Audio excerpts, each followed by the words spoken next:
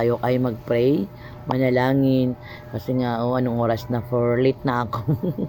Anong oras na rin kasi ako sa katulog kagabi. Lord, maraming salamat, Panginoon, sa umagang ito, sa panibagong buhay muling, sa panibagong asat muling pinagkaloob mo muli sa amin, Panginoon.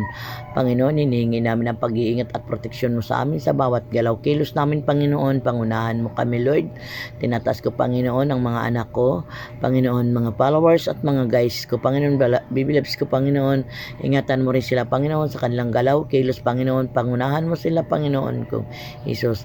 Lord, gabayan mo ang bawat isa sa amin, Panginoon. Bigyan mo ng malusog at malakas sa pangatawan, Panginoon. Provide mo namin mga pangangailangan, Lord. Ikaw po ang bahala sa amin, Panginoon. Wala naman kaming magagawa kung wala ka, Panginoon.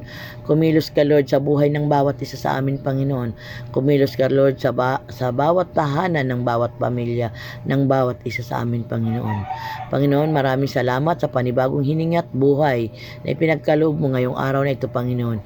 Hiningi namin ang pag-ingat at proteksyon sa lahat ng aming lakad, transaksyon. Pangunahan mo kami, Panginoon.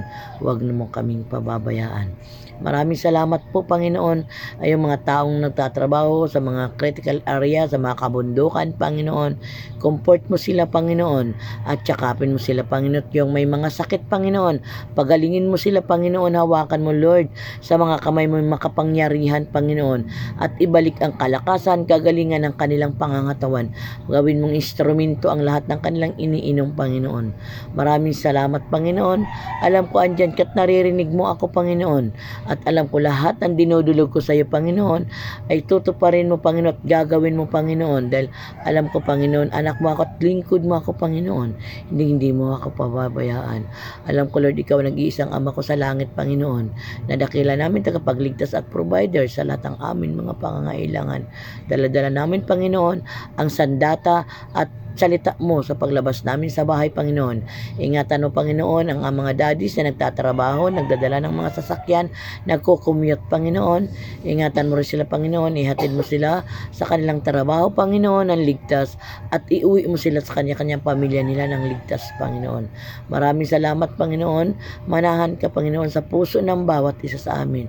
Panginoon, ang pag-ibig, ang alay mo sa amin, Panginoon, dahil alam namin ikaw ang nag-iisang Diyos naming buhay, na ikaw unang nag-ibig at nagmahal sa bawat isa sa amin ng mga anak mo, Panginoon. Salamat, Lord, sa buhay. Salamat sa kalakasan na pinagkaloob mo sa bawat isa sa amin. Thank you, Panginoon. Maraming salamat po. Ikaw ng Diyos naming buhay, dakila namin tagapagligtas at provider sa lahat ng amin mga pangangailangan. Maraming salamat, Panginoon. Sa umagang ito, dala-dala namin ang salita mo, Panginoon. Yun ang sandata namin at proteksyon sa bawat isa at sa buong 10 pamilya namin. Maraming salamat po sa ngalan mo, Jesus. Dakila namin tagapagligtas. In the name of Jesus na may pray.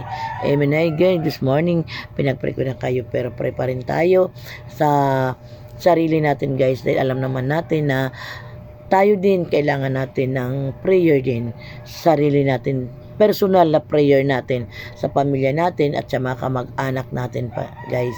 Ayan, good morning mga guys. Hagod na ninyong lingkod ng oras na rin ako nakatulog, diba? Natapos ako gabi, anong oras na rin, kasi nga nag-divide pa ako ng mga damit. Maraming salamat mga guys. Ayan, rin muna tayo mga guys, kasi bababa ako sa baba, maghanda din ako ng almusal namin at pagkain. Thank you. Maraming salamat. Ingat po kayo mga guys. Ingat po kayo sa pagpasok at dala ng sasakyan. At yun, sabi ko nga, pray tayo, pray. Maraming salamat at magandang umaga. Ingat tayong lahat. Thank you. Bye-bye po.